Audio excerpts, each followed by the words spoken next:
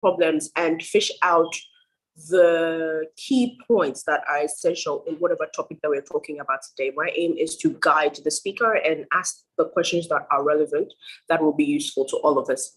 So if you're ready for us to go, I am ready for us to go. Today's session, we'll be talking to the famous Cyprian. I didn't know how famous he was until I made the post today. Then I realized, oh, wow, he's very famous. So we will be kicking off the conversation in a bit. I will ask my panel, Kofi, if you could help me get to Ed. I would be grateful so we can kick off. If you haven't been here before, PBI is, oh, there we go, here he is. Okay, if you haven't been here before, PBI is the People Building Institute. Our aim at PBI is to begin to change the future of Africa by changing the mindset of Africans, African business people especially. We want to push local content by developing the mind. And that is why we're called the People Building Institute. However, we're not just interested in developing the minds towards in terms of or sociology. We're interested in pushing that so that we can start producing and manufacturing in Africa and put us on par with the rest of the world. And so if you are excited to be here today, I'm sure some of you came because you know Ed. I'm grateful that you're here. You're all welcome. All our PBI team that is here, you're welcome. I am grateful to have you here. And Ed, if I could see you, I could just see your face to say hi, I'd be grateful. Hello. Hi, can you see me? I think my camera should be on. Yes, we can see you. Okay, Kofi, could you spotlight his video so that we could stay on him? Hello, Eddie. Before you joined, before you joined again, I was giving the update to our viewers today on what PBI is about, and then also what we'll be talking about today. So I just finished talking what PBI is about and what we'll be talking about today. For those who are PBI people and don't know you, unfortunately don't know you, I would want to do a quick introductory conversation so that they can get to know your background and where you will be drawing from in having this conversation on operations. Is that all right? Yeah, that's fine. Okay. All right. Thank you. So to kick off, first, what is the substance that you, if you had to describe Ed to somebody, what would you say his substance is? Interesting. I'm not sure if I'm going to be able to answer that question correctly because I think I'm constantly seeking to find that out for myself.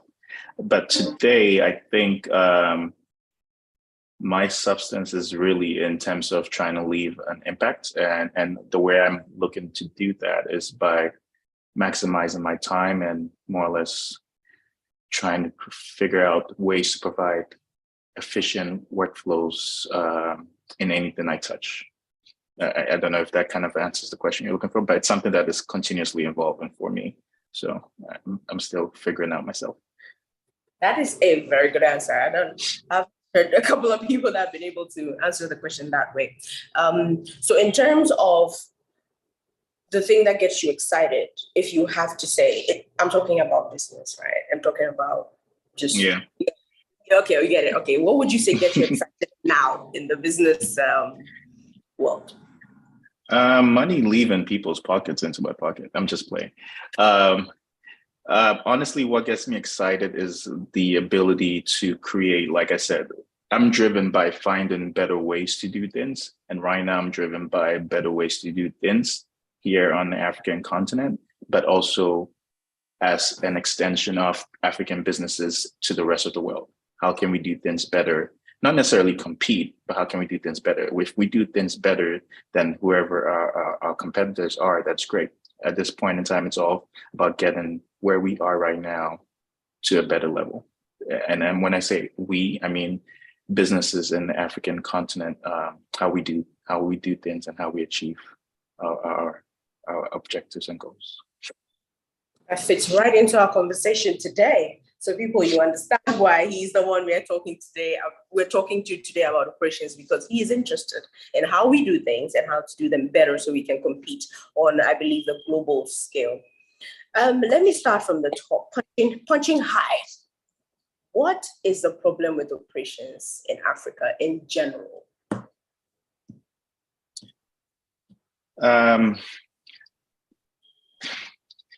There's several different problems with operations in general. I guess every sector, every market will kind of have what stands out for them. But I guess let's try to start off and trying to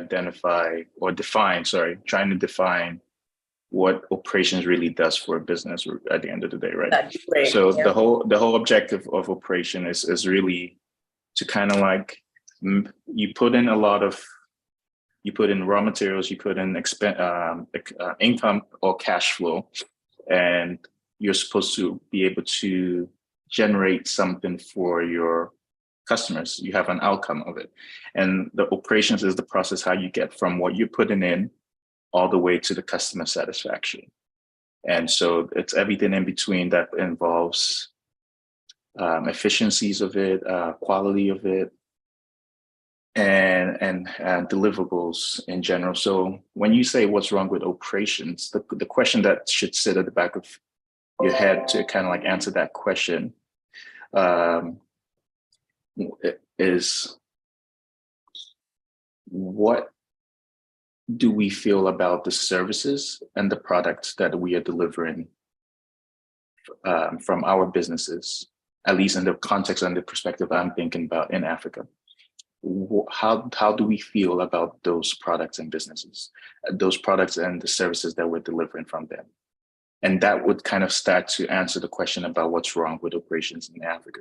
So in essence, I mean, there's a lot of people have complaints when you go over to an African restaurant. I'm not picking on African restaurants. It's just something that is a common thread, at least around the circles that I've kind of like roamed in. Food is delayed, right? So sometimes food is delayed and everyone has that, oh, it's normal, we kind of get used to it. But that's a problem of operations in essence as well, right? If we pick another item, like for instance, you go somewhere and your favorite food is on the menu, but it's never available. That's another problem of operations as well in my head. And not picking on that market, but in general, but just looking everywhere, customer service is a problem more or less of how we deal with operations, right? Down to data and how we understand our customers and provide for them the best quality products. We don't really have any good standardizations and specifications that we follow across every industry. There's some outliers in general, but those are some of the problems in regards to operations. We also don't necessarily have access. There's a lot of tools that are created in the Western world that are used to enable work and deliverables to achieve the outcomes that we are desiring from a business. Half the time, those tools are designed and geared towards the Western world. And as a result, we don't have access to leverage some of those tools to better our operations and provide the efficiencies that we're more or less looking at. So those are some of the problems. We don't have custom tools built towards the solutions that cater to our market, for instance. There's several different problems, there's several different ways we can kind of take it. And then we also kind of have more or less a human capital problem where our economies are not necessarily stable. So the best and the brightest of minds are typically looking for an escape outside of the country. So they're trying to migrate to different countries. So that depletes the continent of some of the greatest resources, which is the human capital, outside of the resource of the raw material as well. So once we don't have the best people working within our organizations, essentially we are impacting operations to some extent as well. So there's a variety of ways we can look at what's wrong in terms of operations in Africa, but those are some of the things that kind of stand out for me. I don't think I can hear you any longer, or is it on my end? Yes, I was muted. Thank you. So quick from what you said, the key thing that stood out for me was that you said the output shows what's wrong with operations, right? So whatever you're putting out, what's wrong with the operations. And then you've mentioned that poor standards, and then tools that are not customized for the solutions that we need in Africa, and human resource capital is also some of the things that are correct. Going from what you said about the fact that that question is broad, can we start from in terms of inputs into operations?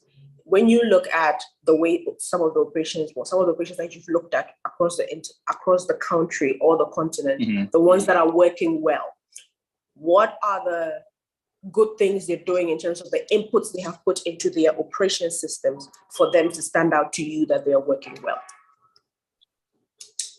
So again, across different industries, those inputs will change, but the common thread across all of them is software and technology. That's one common thread. If it's even software or technology in a lower scale in terms of something enabling a farm, like simple RFID tags, to something as complex as drones kind of helping figure out problem areas in a large acreage of lands, or up the chain to something like an Excel system to a more improved CRM system. The several different aspects to that, but the broader tone of where we can improve significantly is technology and software, and then an underlying tone of improvement or an underlying tone of problem area would be infrastructure.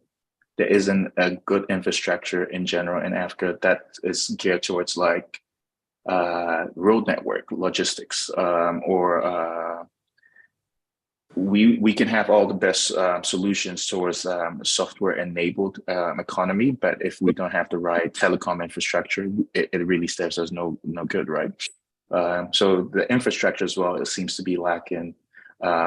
And then beyond that, there isn't a lot of capital moving around in Africa as much as we presume relative to the size of the continent and its people. As a result, but that's slowly changing now. But as a result of there being a lot more capital injection and a lot more research on the continent, we will start to see a lot. Well, we will then be able to see a lot of these areas where we can improve upon things. But these are some of the problems that, as it stands today, that I can outline across the different industries. Yeah. Okay. So in terms of inputs, I'm not sure if I answered that question correctly. I think I forgot the question halfway. No, you did. You did. So the question was, in terms of the businesses that you see that were operating properly, what are some of the inputs that they have put in that were efficient? Gotcha. So it's the reverse of what I answered. So, so you mentioned software and technology, you answered the infrastructure, that's access to communication, roads, and then you've also mentioned capital. So for businesses that have the right softwares in place, whether it's a simple software like Excel or a complex CRM, and then businesses that have access to communication, proper communications to reach the markets, the roads, to bring in goods, and then also bring out products, and then have the capital to be able to finance all of these things. They are the ones that you realize that their operations are working well. Okay. So now that you talked about the inputs, we would move on to the process, right? Because once you put the inputs in there, you have to process it. So again, for businesses that you have seen, that you have experienced, that you have worked with, that are doing well in Africa, again, the outliers that we're talking about, what are some of the things that stood out to you in their processes that made them do well? So this will be a hard one for me. I'm not sure if I fully understand any business that I admire from the outside looking in, what their process internally is like. But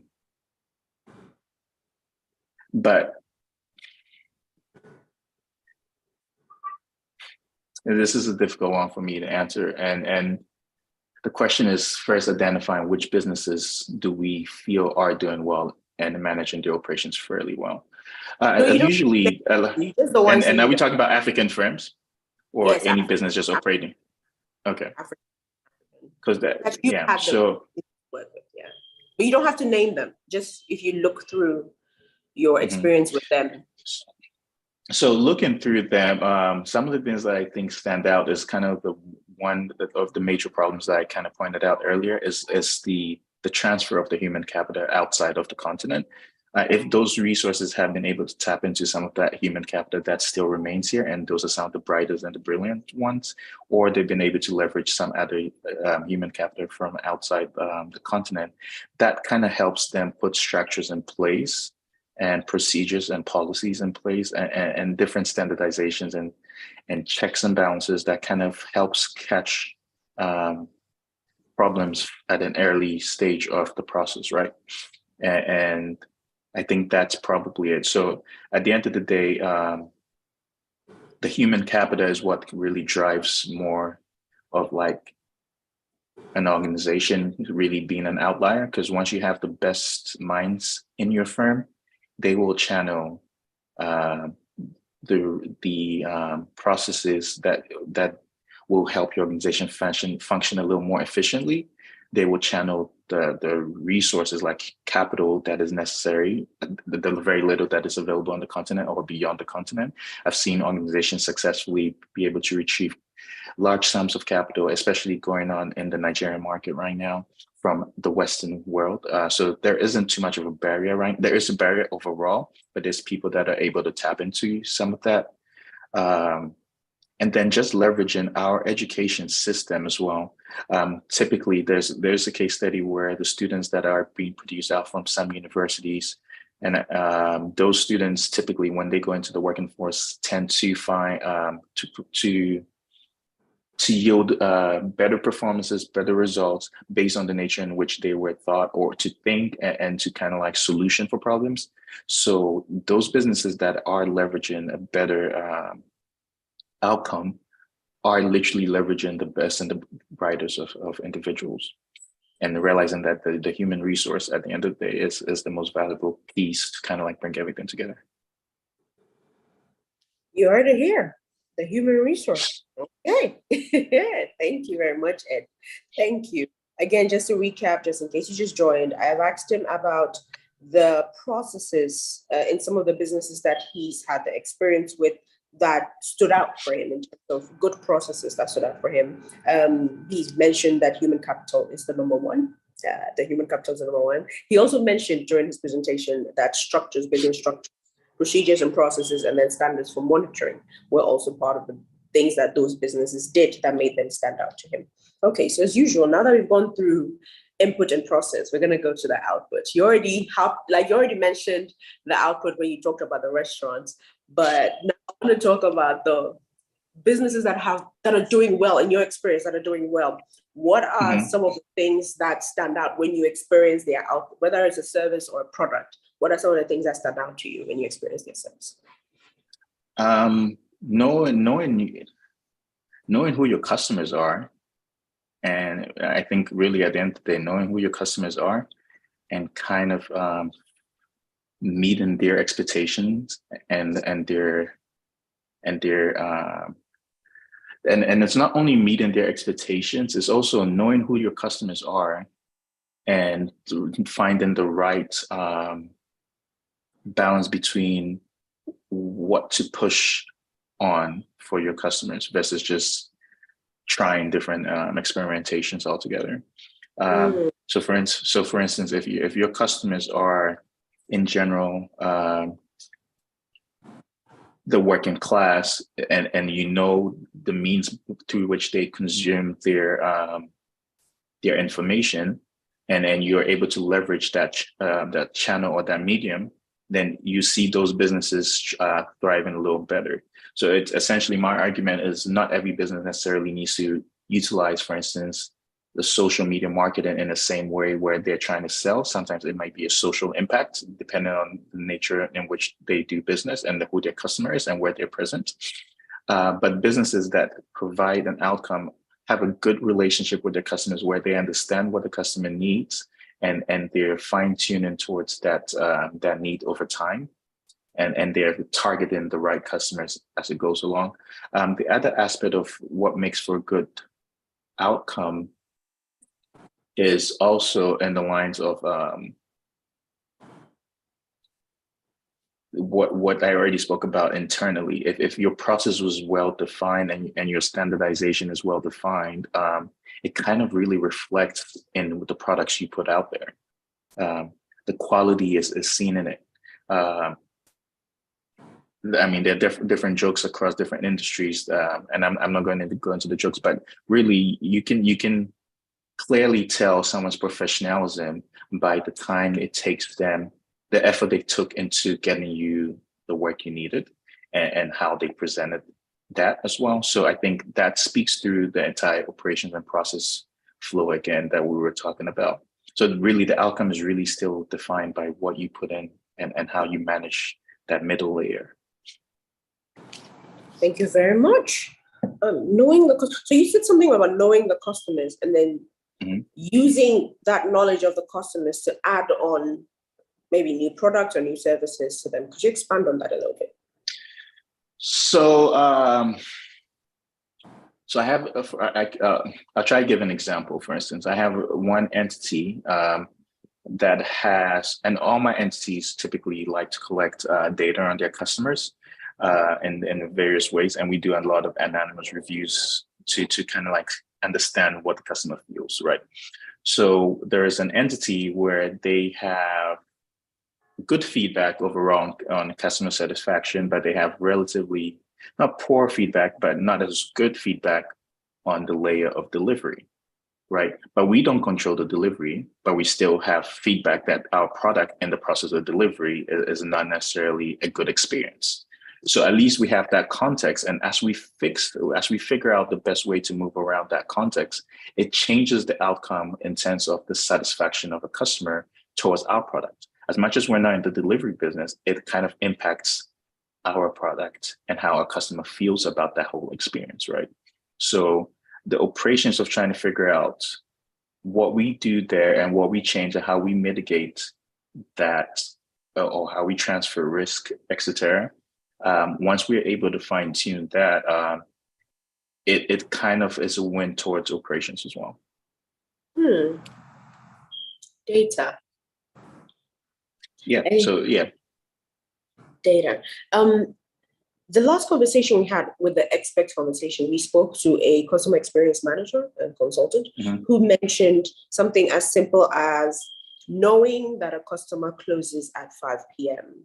can help you to suggest a later delivery time to the customer instead of inconveniencing them trying to get them the delivery early. And something as simple as that could win a customer. How simple? I want to say how can a business simplify their data collection in such a way? No, that's not the question. What is the most simplified version of data collection you have seen for a business, a small startup? What is the simplest, or what would you advise would be the simplest data collection that they need to pick up?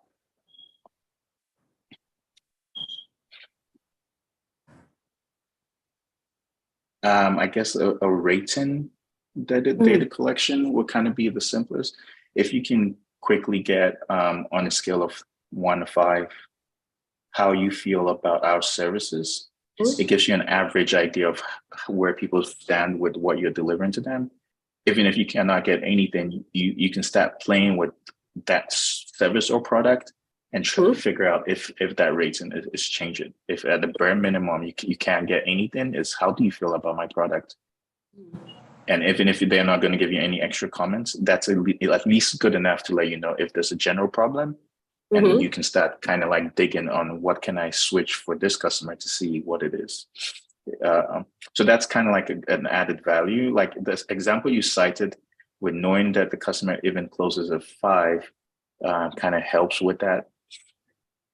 We experienced that with one of my entities as well, where we realized that when someone places an order, there is no expectation of when the product is expected to arrive, right? Regardless of where they're located. So once the product is not arriving in maybe 30 minutes or 40 minutes or 60 minutes, whatever time that they thought was reasonable for the product to arrive in, it is late. And so then how do we control that? In that scenario, what we decided to do is instead of just ordering, you go ahead and place the time slot in which you want the food, in this case, to come to you, right? And in that sense, once you say 2 o'clock, you have set the expectation that it gets to you at 2. And we are just meeting the expectation. It's still the same trickery where it takes maybe an hour, but you're setting the expectation now. So you're not, if it comes beyond 2, then yeah, that's different. But it's kind of like understanding where the frustrations of the customer is and trying to find a way to kind of change how the customer interacts with that frustration. For instance, as well, when our products are going out, we alert the customer by sending them a text and SMS notification that the product is out for delivery. So there's that expectation, okay, this is on time. I don't need to call and check where is my product. And it's very simple, little things like that.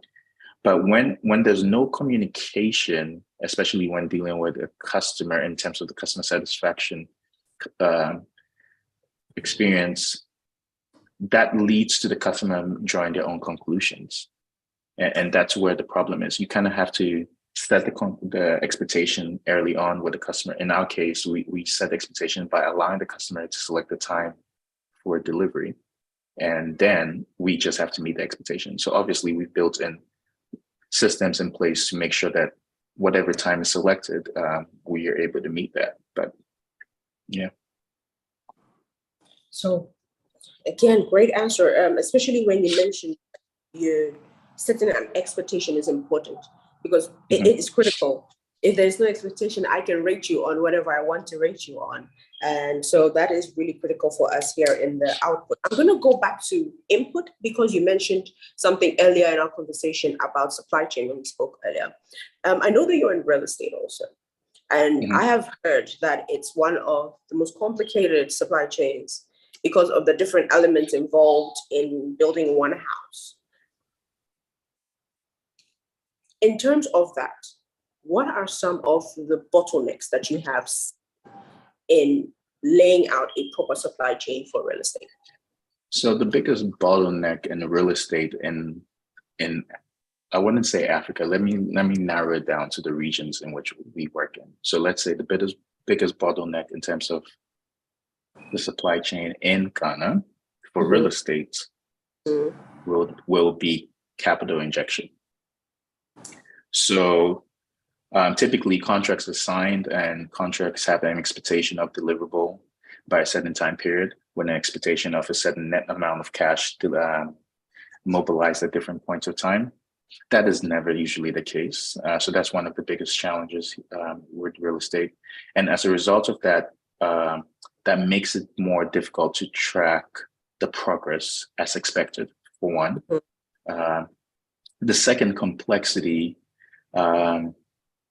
with real estate in general, not necessarily geared towards the market in Ghana, is the change requests, the different changes that come along as you're building.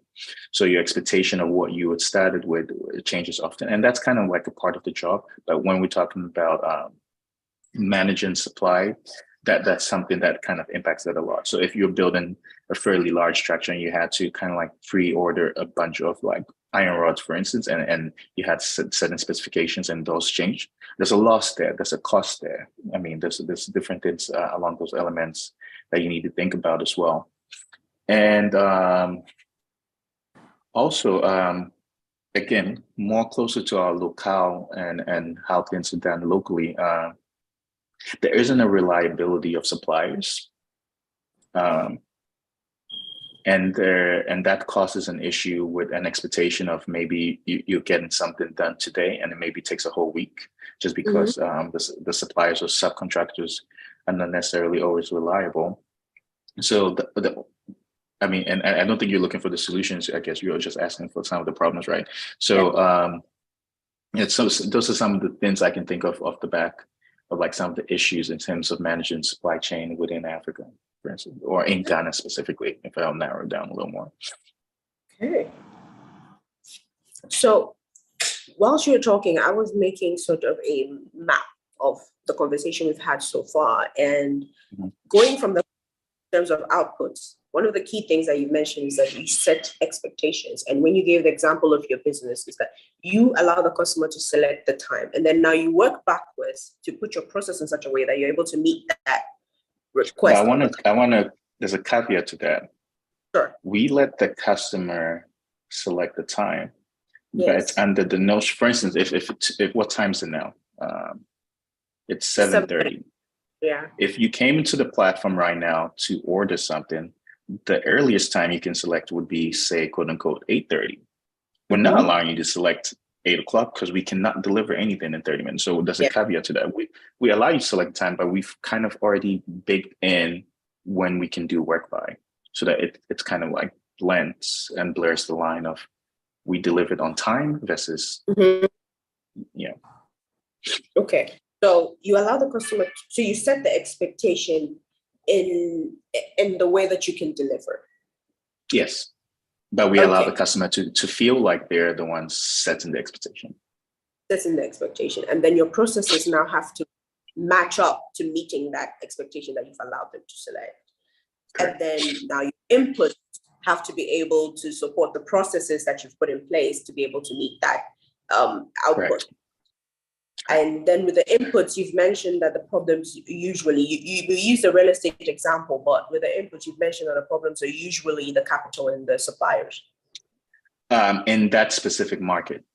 In that specific market. So, and for instance, since we're using a food business as our case study throughout this process, which is the donut business. In the donut business, for instance, the input in terms of being able to deliver a finished donut to somebody in 45 or an hour when they order it, what would you say would be the problems that you would anticipate? Looking at our environment in Ghana here, what would you say would be the problem to anticipate from input to process to output? So some of the problems would be consistency. We do have a culture in Ghana, and maybe not for the broader Africa, but maybe at least for the broader West Africa, we do have a culture where, in general, we don't follow recipes. We're very used to kind of like winging things based on how we feel and tasting it as it goes along and trying to make it work like that. So as a result, I don't think too many people know how to cater for large mass orders where you need to have calculated recipes and things done properly.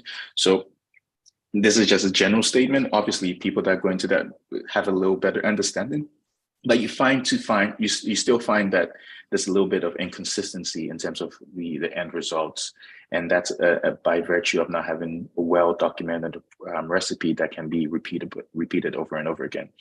Also, part of that problem potentially could be, and I'm not an expert here. I'm just kind of helping along this scenario, right? So part of that problem would also be the raw materials as well. It's probably not also consistently reproducible in terms of food.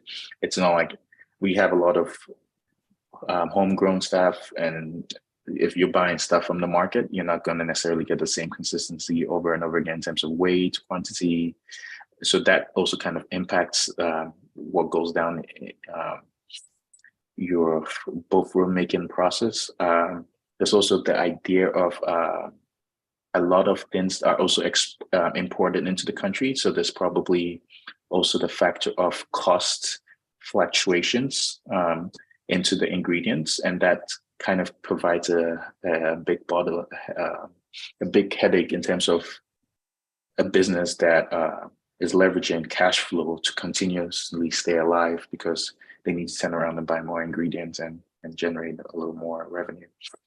And the middle processes as well, we do have systems like FDA that help facilitate good standards, but I don't believe they're strongly, I think they could probably be a little stronger in their enforcement. But I presume as it stands right now, those also probably provide a little bit of operational issues where, and that's not really on the institution's fault, but because there's also that internally, if you don't have the right managers or supervisors, tend to see different processes being skipped just because maybe people are lazy or they forget, or there's not any it comes back to recipe, I guess, in that scenario. There's not any well documented process and recipe to kind of like support that as well. And not and also not being able to gauge your traffic properly on any given day. You don't have enough data to understand what your traffic looks like. As a result, you only produce a limited amount of items, and then causing a delay in terms of like the orders that come in at a later part of your day, for instance. Not prepping enough or pre-prepping enough in advance, where you can kind of like account or solution for some of these things on the fly. Not anticipating enough is more or less the better word. So sometimes you can anticipate, hey, and all this comes back to data. If you're typically used to seeing 50 orders by 12 o'clock and all of a sudden you have 100 orders by 12 o'clock, you shouldn't wait till 5 o'clock before you start realizing, okay, we have a problem on our hand. You start kind of like mitigating that issue fairly early on. And if we had better representation of that data, because obviously if you're making the Beauforts, all you know, or the donuts, all you know is it's going out, but you don't really have an idea of how that's impacting your average daily sales, and if that's something you need to take a closer look at. But we're talking specifically about donuts, so let's keep it at donuts. Yeah. Well, after all that I've heard, if I don't start a donut business tomorrow, change my name. Okay. But you have been extremely helpful in our quest to hack the donut business market. You've mentioned, as a recap, input for the donut. No, let me start from the output. So the output would be a consistent product. That would be the solution. But today we're talking about problems. So the problem with the donut business model in terms of operations would be that there would be inconsistent end products. And then we jump to the input, where you mentioned that there might be no recipe. And because there is no recipe, then the raw materials, you don't have like a standard of raw materials. You don't even know how many raw materials you need. So you might not have proper cash to be able to support producing the same donut all the time. And then also you don't have data to forecast the demand that you're going to have for each given day, looking at what your orders have been like. Then in terms of the processes, again, you mentioned that because there was no recipe, there was no standard measurements, which would result in the inconsistent output, that there would most likely be no production process, again, which would result in the inconsistent output. And then as you were speaking, you also talked about the distribution of the donuts, again, when you linked it to the data. But then I just added on in there that there might be a problem with packaging, because if the packaging is inconsistent, then you would also have a problem with the end product. So, because we have our donut operations plan, let's just go. Let's just go start running. Let's just go start running. Thank you so much, Ed. So far over the past 40 minutes, we've gone into what operations management is actually, what are some of the outputs, and then you've mentioned the highlight is that the output shows what your operations looks like. Poor standards and uniformity. We've talked about the inputs in business, where you mentioned infrastructure capital and then software and technology. You also mentioned the processes, and you mentioned and emphasized on good human capital. This is something that I want to go into now. What is wrong with the human capital currently available for African businesses, especially startups or SMEs, that is making them fall off as quickly as they start? When you say making them fall off as quickly as they start, can you elaborate on that? Okay, so you know the world statistics of 70% of businesses fail in the first year, 90% fail in the next 5 years. Similar situation is happening in Africa, especially in Ghana. From the little poll I think we run in the beginning, a lot of businesses admitted to having stopped and then started again, or they stopped and they've not started again because one worker did something. So I just wanted to know. I wouldn't particularly blame that on the human capital or the human resource. Okay. I would likely blame a lot of business failure anywhere in the world to improper planning, Okay. not enough or accurate research, and just shit out of luck with the market as well. I think that's more so than if you plan and research a business model enough, you should be able to have well documented processes and identify clearly the resources you want to hire and the expectations from them, the requirements you need, and then have the right people on board, and then have the right price point to then leverage a product that would return capital in the set amount of time that you've identified, such that you will not be able to run out of business, and it's repeatable over and over again. Most businesses in Africa, at least from my understanding, don't make it past a lot of their generational wealth or their generational family management control. And I think it's really down to the planning and the documentation and processes that are fine-tuned and put out that anyone can run that well-oiled machine, more so than the human resources. Because if the car is not gonna drive, I don't care if you put the best driver in the car, it's still not gonna drive. Good point. If the car's not gonna drive, even if you put the best driver in the car, it still won't drive. Quote Ed. So thank you for that. I'm still going to go back to the human resource thing. So as a business owner. There's nothing wrong with us as Africans. So I don't know why you keep going back.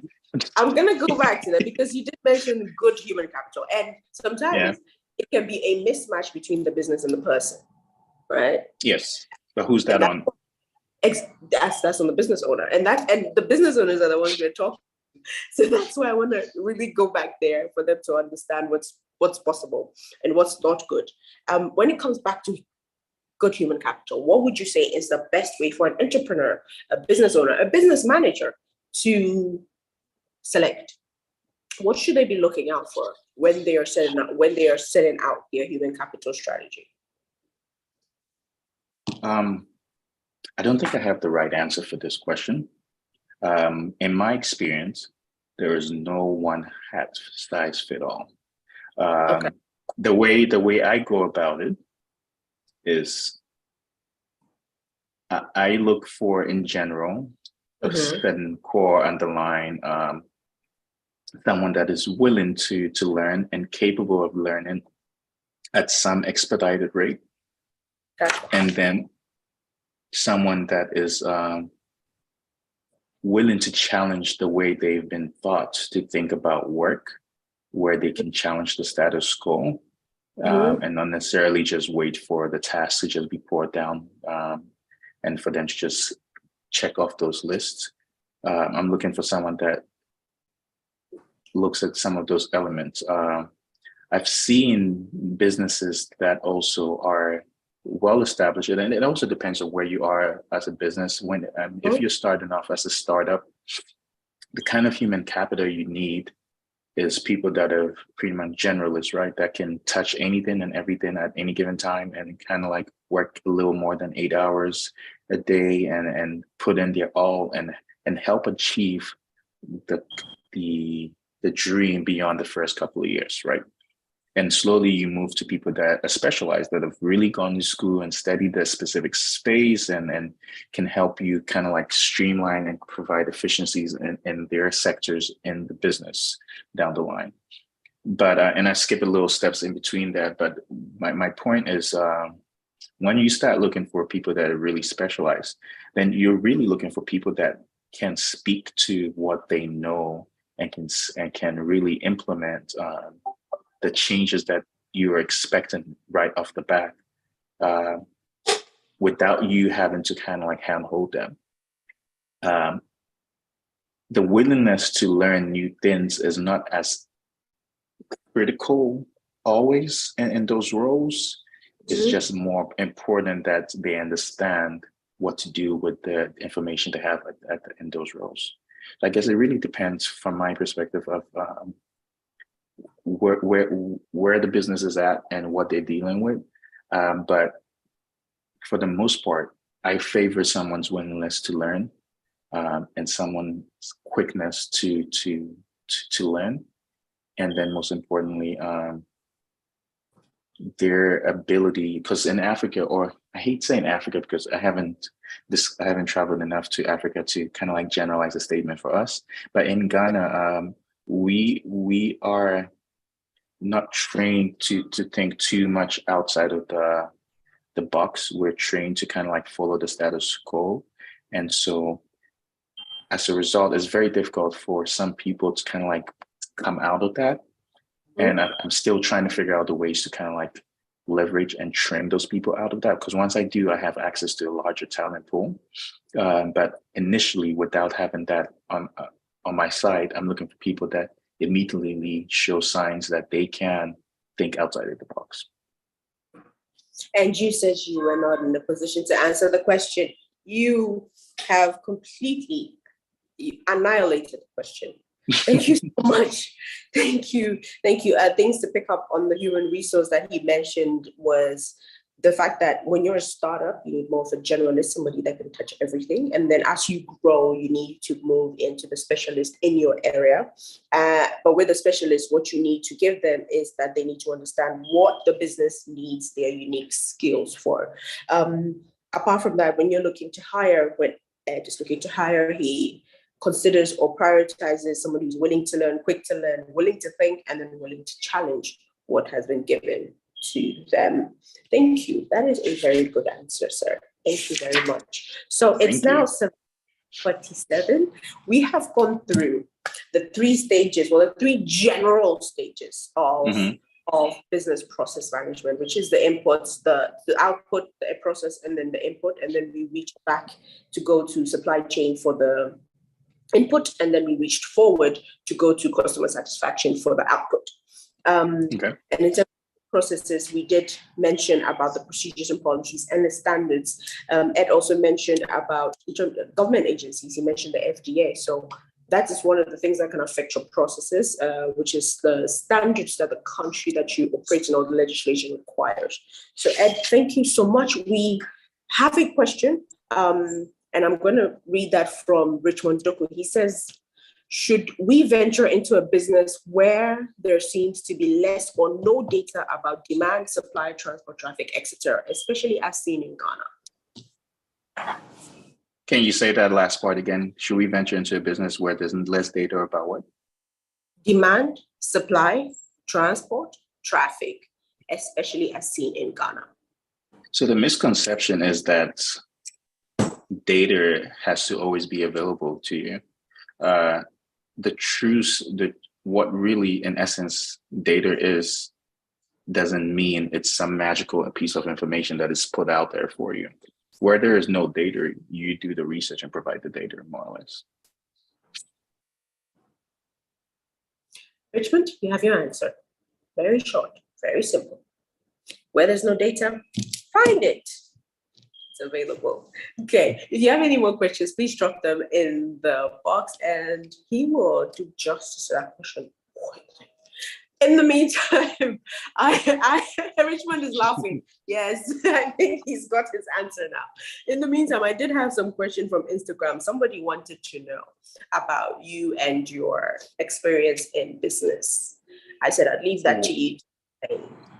That's the question in general, me and my experience in business? Yes, that was a question. What is his experience? I'm not even sure how to answer this question. What's my experience in business? Failures, success, all in between. I've experienced it all. I don't know. I've touched different markets. I'm someone that has a heart in a lot of different things. So my training and my background is in software development, but I have touched software development, obviously construction, then healthcare, food and beverage. There's a variety of things. right now I'm also curious a lot about supply chain. So I'm just generally looking at those markets in general. But really, at least where we stand right now, what we're trying to achieve, um, it's across. It would enable us to touch different businesses within the continent of Africa, because our goal is really at the end of the day to kind of like drive back a lot of revenue into the continent and retain the human resource and the human capital within the continent. So as a result of which, we will leverage anything that will kind of allow that, at the same time yielding the results that we expect, that keeps a high standard for what it means to be an African produced product. Now you have me intrigued. What it means to be an African produced product. Can you expand on that? We can probably expand on it in a different conversation, but essentially changing the narrative of what it means to be an African produced product or service. And part of that narrative, especially for like at least Bendops, which is one of the subsidiaries, the narrative for that is, I think we started off where we talked about there's a lot of software that is produced in the Western world that is geared towards their needs and their customizations.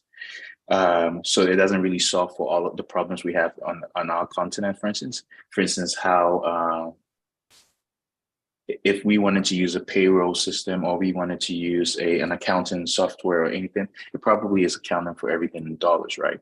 Here's the case where we deal with things like cities or Naira, and we deal with mobile money and different things. So there's not really access, or it doesn't allow for, some of those softwares may not allow for some of those things. However, the African continent is the most diverse continent of them all. And if you adopt a philosophy where you're building something for the African market first, you're likely building something for the whole world, because we see a bit of everything on our continent. And so we changing the way the mentality around African products is building and delivering products for the African continent first actually serves the world in the long run, because we're so diverse, and solutioning for things in our continent would by default solution for everyone in the world. You've left me with a lot of sound bites today, you know. Really? Like the first one is definitely going to be the output shows what's wrong with your operations. I think I'm going to use that in almost everything I talk about nowadays. Your output shows what's wrong with your operations. You're not licensed to use it, though. I will coach you. It'll be a coach. That's everything, you know. I think I prefer royalties than the quote. So keep the quote. Send me a check. Oh my goodness. But then the second one is that the African market is so diverse that producing a product for the African market is like producing a product for the world. This really is a great note for me to end on. But as usual, I always want more. Is there another question in the chat box? Okay, no. To Mary. Hi, Mary. Okay, so businesswoman in logistics. Okay, so Ed, as we are rounding up, we have 6 minutes more. This 1 hour went by really quick, didn't it? Yeah, I think so. Actually, I didn't realize it was been an hour. Yeah. 1 hour went by really quick. So as we're rounding up, what would you say are your final, not your final statements, but your summary of this conversation on what's wrong with operations, specifically in Ghana, West Africa?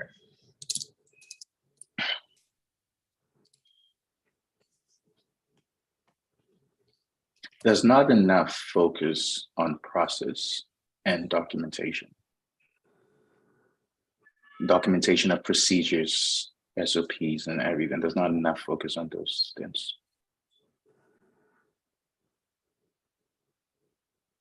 And then the ultimate problem is actually, if we have the process down, then we know the right way. If everything is documented, we have the right steps to follow to hire the right human resources. We have the right steps in place to target our market or reach out to our market. So I think that's the fundamental thing. If we can get that a little better, a little right, we have access to better cash injection because everything is well outlined and people can clearly see where their money is going. So it's more easy for them to invest into the organization. So fundamentally, if we get our process well documented and well defined, I think it really changes the narrative heavily. Thank you. Thank you for that. The process is defined, it changes the narrative. I would have said goodbye to you, but somebody snuck in a question on my WhatsApp just as you were talking. They said, well, this is a consultant also, so I understand where the question is coming from. They said in Africa, everything is artisanal. When will we move to mass production? What do you think can be done about that? That's a really good question. I think that's a question more so for governments than businessmen or people trying to set up operations. It's very hard to produce for the mass market because every country does things a little differently. And there's a lot of barriers in terms of like the way business is done in Africa involves a lot of who you know and who you can pay off, honestly.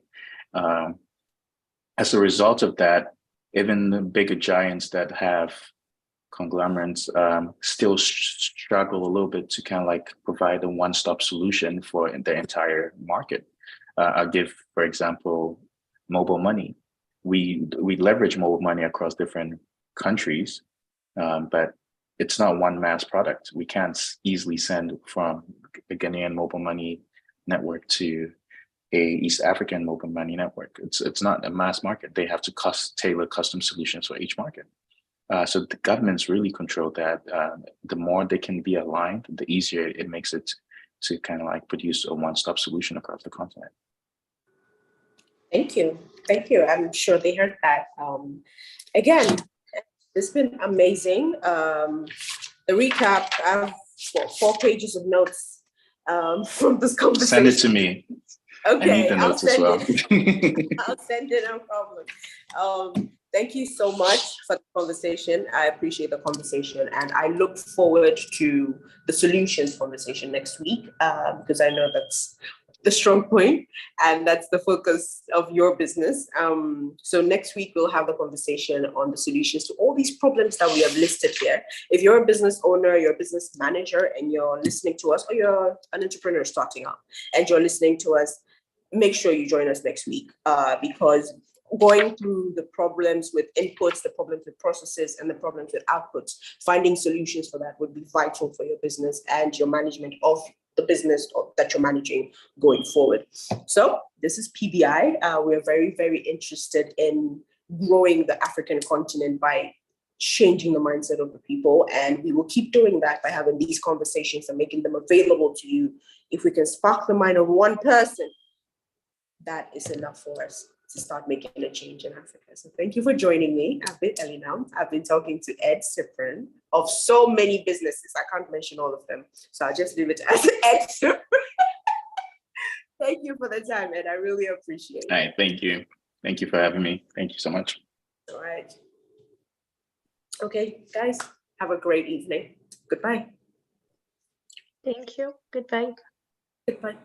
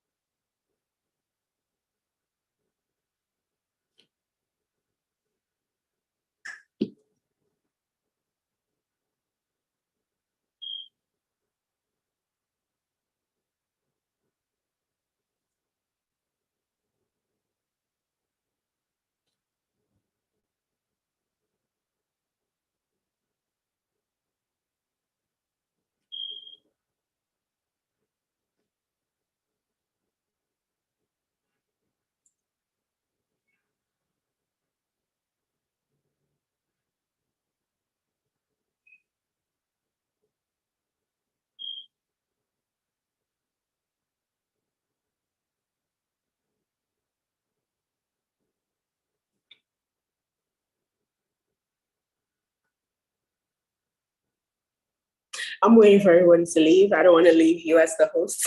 So I'm just here waiting for everybody to leave. And then I can leave. Thank you guys so much for joining us. I really appreciate your time. I'm just waiting. I'm just keeping you company whilst we wait. I still got 3 people in here. ACJ and Tech Festus Daite. I don't want to leave you.